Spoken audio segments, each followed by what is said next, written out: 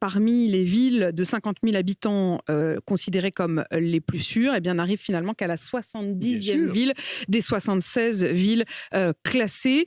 Pour établir ce classement, c'est des statistiques ministérielles de la sécurité qui ont été prises. Et c'est notamment le nombre de vols, le nombre d'agressions qui ont augmenté. Dans votre ville, vous en êtes maire depuis 3 ans. Bien sûr. Mais nous, on a multiplié d'abord le nombre de policiers. On est à 200 policiers armés.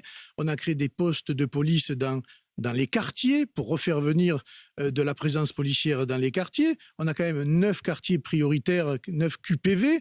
Et c'est vrai que la situation du trafic de drogue... Quartier prioritaire de la ville. On est une plaque tournante puisqu'on est une ville frontalière, on va dire, avec l'Espagne et toute la drogue qui vient justement de l'Espagne et qui traverse pour aller dans les villes de France.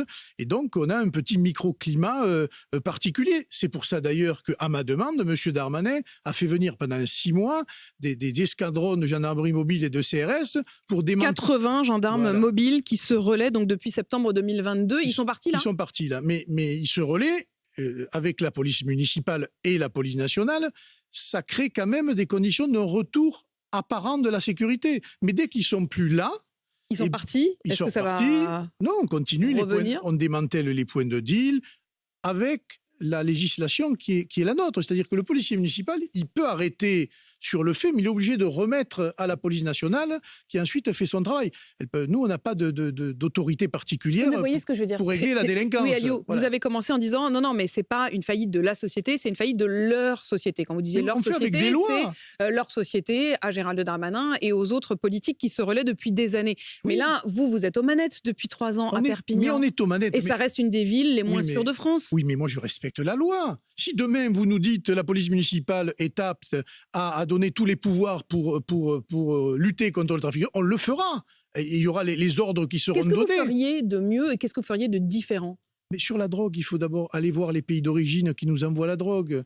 Il faut ensuite contrôler les frontières. Il faut démanteler les filières. Et puis, au-delà du répressif, il y a aussi le pédagogique. Qu'est-ce qu'on fait dans les écoles pour dire à nos jeunes, attention, c'est pas du tabac, la drogue, ça a des effets dans le temps, ça a des effets psychiatriques, psychologiques, de santé publique, tout ça, personne ne le dit. Mais vous pensez que si vous faites ça, vous allez réussir à éradiquer ce fléau de la drogue que tout le monde subit depuis des années ? Non, mais si on ne fait rien, ce sera encore pire et on en paie les conséquences cash. Il faut tout faire pour. Le tabac, on est arrivé quand même à limiter la consommation. On est arrivé à limiter la consommation d'alcool, même s'il y a toujours des abus. La drogue, c'est pareil, mais là, on ne fait rien. Pourquoi ? Parce que je pense qu'une grosse partie de l'intelligentsia de l'élite en consomme, et donc cette lutte contre la drogue n'est pas une priorité finalement. En consomme. Oui, je pense. Vous dites au fond, ils ne font rien parce qu'ils en consomment. Je pense que c'est devenu la banalisation de la consommation de stupéfiants dans tous les milieux, les plus pauvres comme les plus aisés,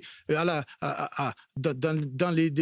haute administration comme dans la politique ou ailleurs. Mais vous avez des preuves où vous le pensez. Vous pensez à Joël Guerriau, le sénateur ?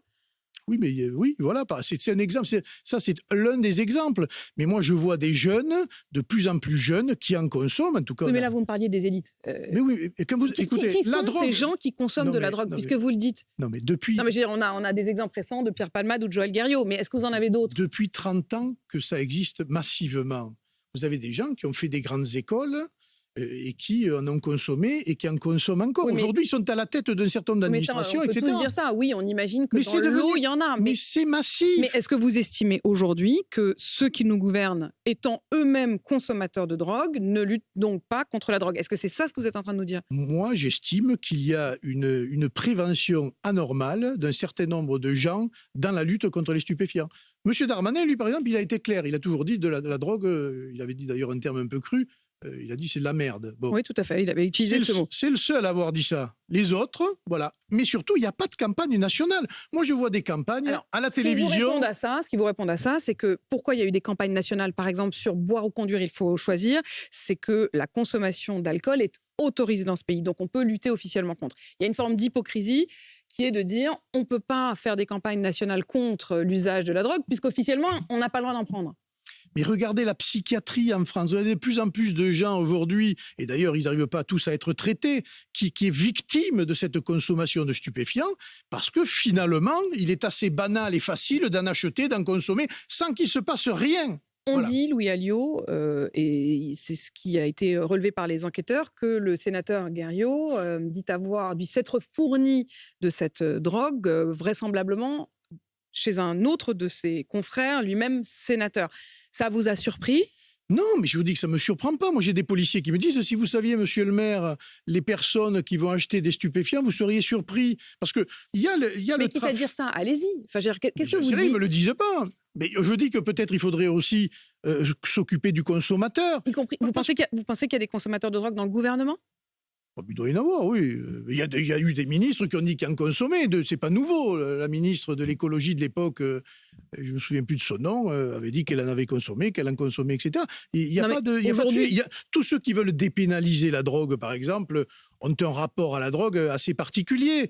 Mais il faut aller voir le consommateur. Il faut que les consommateurs sachent que quand ils vont acheter leur petit pochon au coin de l'immeuble à un petit dealer, eh bien la conséquence de tout ça, c'est de l'argent sale, c'est des réseaux de prostitution, de drogue, etc. Et c'est souvent la mort par des exécutions, à Marseille, etc., etc. C'est exactement ce que dit Gérald Darmanin, Oui, mais qu'est-ce qui qu'il veut fait? pénaliser les Mais il consommateurs. ne Donc le là-dessus, vous êtes fait d'accord. pas. C'est lui qui est au pouvoir, c'est pas moi. Moi, je suis maire, j'applique les lois qui sont celles de la République française. Eh bien, écoutez, je les applique. Qu'il nous donne les moyens de lutter efficacement et qu'il les donne surtout à ses policiers. Parce que ces policiers, ils n'en peuvent plus. Hein. Ils arrêtent 20 fois la même personne et 20 fois ils la retrouvent dans la rue. Et à force, ils sont complètement dépassés par les événements. Avant de vous interroger justement sur les maires, quand même un mot, vous avez dit que les 80 gendarmes qui étaient venus en renfort à Perpignan étaient repartis. Ils sont repartis pourquoi? Parce que ça va mieux? Non, parce qu'ils sont allés à Nîmes. Mais Voilà, vous parce auriez que- préféré qu'ils restent. Ah oui, mais nous, on demande des effectifs et on demande à ce qu'ils Vous restent, vouliez bien que sûr. ces 80 gendarmes soient pérennes. Mais j'aurais aimé qu'ils restent, effectivement, pour Et ils démanteler sont partis à complètement. Nîmes pour Pisevin. Ils sont allés à Vraisemblablement. Nîmes pour pallier à des urgences plus importantes. Mais il n'en demeure pas moins que chez nous, le trafic de drogue est l'une des causes principales de la délinquance dans les rues, avec les immigrés clandestins. Mais ça, personne ne le dira.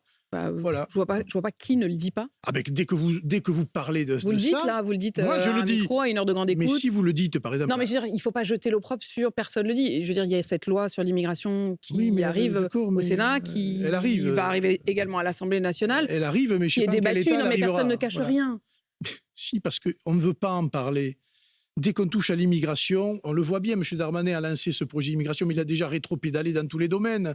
Et le projet qui a été au Sénat, Tel qu'il sort du Sénat, vous tel qu'il l'approuvez? sort du Sénat, déjà, les députés de sa majorité ont dit, mais on Mais va tel revenir. qu'il sort du Sénat et qu'il a été retravaillé notamment par les sénateurs, les Républicains, vous êtes plutôt d'accord? Il y a des choses intéressantes et il y a des choses Lesquelles? qui ne vont pas assez loin. Voilà, il y a des choses Lesquelles? qui ne vont pas assez loin. Le fameux article 3 qui a été travaillé sur les métiers en tension, etc. Même le MEDEF, aujourd'hui, même les patrons n'en veulent pas. Aujourd'hui, ils disent, mais d'abord, formons les personnes que nous avons avant de faire appel à une immigration supplémentaire. Bon, alors, ils ont pris des textes, ils ont fait de la communication. On va voir à l'Assemblée nationale comment tout cela est voté.